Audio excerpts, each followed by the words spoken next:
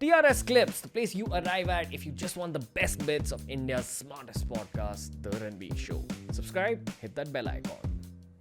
How much guy attention do you get, especially after your career has begun? I really get more girl attention, not gonna lie. I feel like because the kind of characters that I've played on screen, a lot of young girls have related to it. So I don't know, maybe I do get guy attention, but I notice the girl attention a lot. Do you think guys are intimidated about like coming up to you and speaking to you I or don't think slash I'm hitting on you?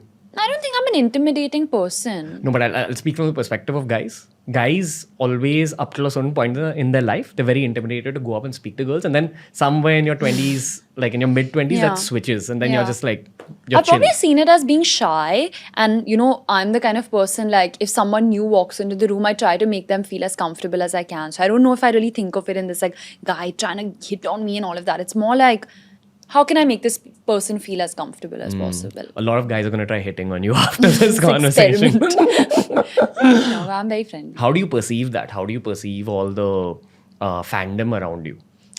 I'm really grateful for it and I love it.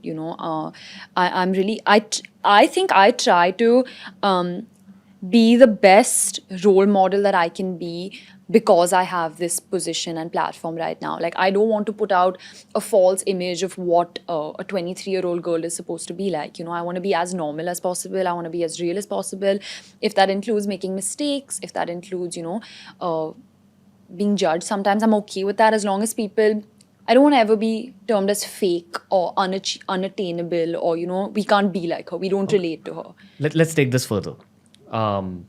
No 23-year-old has a perfect life. No one has a perfect No life. one has over any age, But yeah. at 23, I remember the kind of shit I was going through in my head.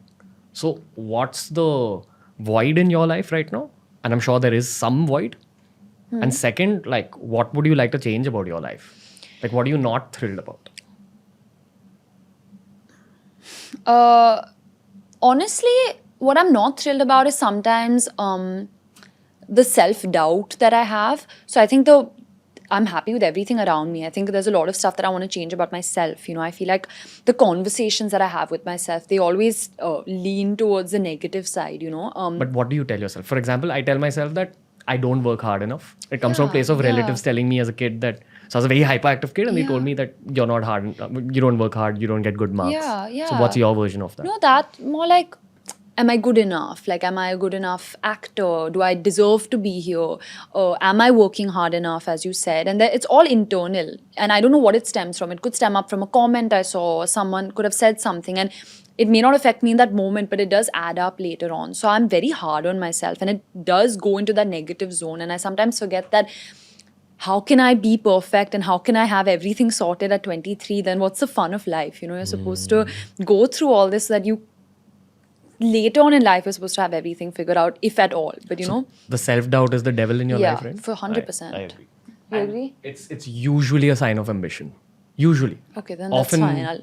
Often like the self-doubt Yeah. drives you, right? Yeah. Like you're constantly like, no, it's not enough. I need to allow it to drive me because sometimes I wallow in it. That's the problem. I've seen it on a lot of the most ambitious people who've been on the show. So this show, because of the questions I'm asking you, you can tell I'm going like quite deep. Yeah. I'm going to ask you one more question about your past. Before films, like in your 11th and 12th grade, or maybe before that, did you have self-doubt about anything? Or did it begin after films? More than films, I think it's just been by the overload of conversation after that. About you? Yeah, because also before films, like when anyone would even watch me act on a screen, I would have to leave the room. Like I could not even be there if they saw even a small video of me talking. I was very, I've always wanted to be an actor, but I wasn't the most confident person. I was quite shy in that sense. I hate having that feeling of regret. No, I could have pushed more. I could have done more. There is more to me. I'm very eager for people to see this more of me side, which I only get scared of putting out there sometimes. Is the more of me friendly? Like, is that what you're saying? It's like just you're an friendly? open person, just more open. I feel like I strive to be this very khulla, open, enigma, energy more than I want to be an energy. And sometimes I hold myself back.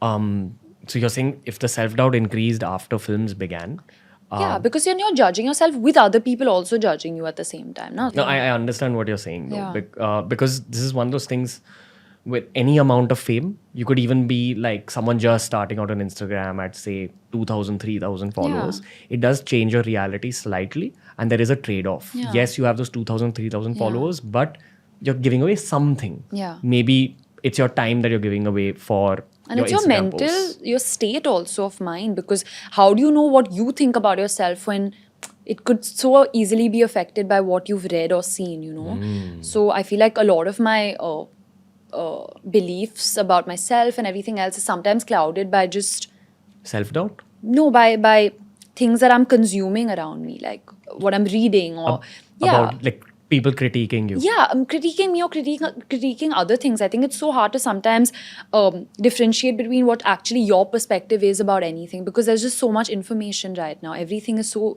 easily available to read and to consume, you know. I feel like that's a bit clouded. Like, what do I actually think? Do you write? Do you journal? I do sometimes. So what do you write? Just about, I feel like I need to put my thoughts down sometimes, because I feel like I forget and I don't want to forget. Like, I want to look back and be like, oh, okay, I thought that. Interesting. Or, you know, it helps sometimes to just write it down. It's more of a release. I'd rather not take it out on other people and just write it down, you know?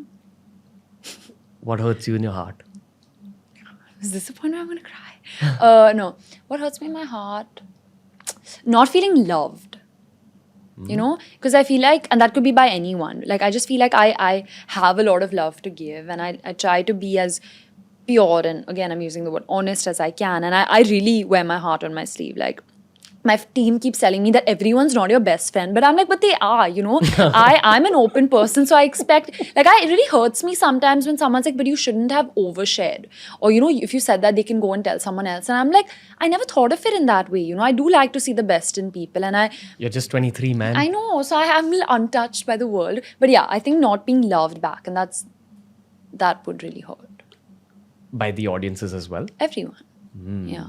Do you have like a mission statement in your heart where you're like, I'm going to make you love me, I'm going to make you love me? Yeah. Sometimes when I see that negativity, I'm like, okay, let me try to like make this hater into like a lover. But I have this thing also, which is like, I feel like I'm constantly disappointing people when I meet them, because I'm like, okay, they've seen this like really fun side of me, like on Instagram, on movies, and I hope that when I meet them, I don't disappoint them. I'm damn bored of this conversation. Why? Oh, I'm disappointing you. See, I didn't even think you were joking. Like, that's my immediate thing. Like, oh God, like, am I boring? Like, you know what I mean? I'm not bored, I'm enjoying. Oh my God.